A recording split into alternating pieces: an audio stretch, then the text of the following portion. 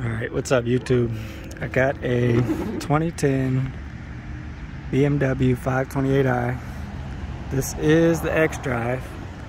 Pretty sure they're all the same, but you can see that little slot right here. That's how you take this light out. So what you want to do is stick this in and basically try and pull the whole thing over. And once it comes out a little bit, just take your finger and pull it.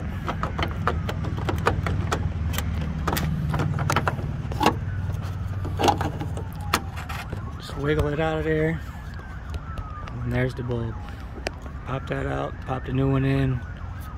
Then you want to slide the connector side back in the hole first, and then pop this side in. The other side will pop right back in with it.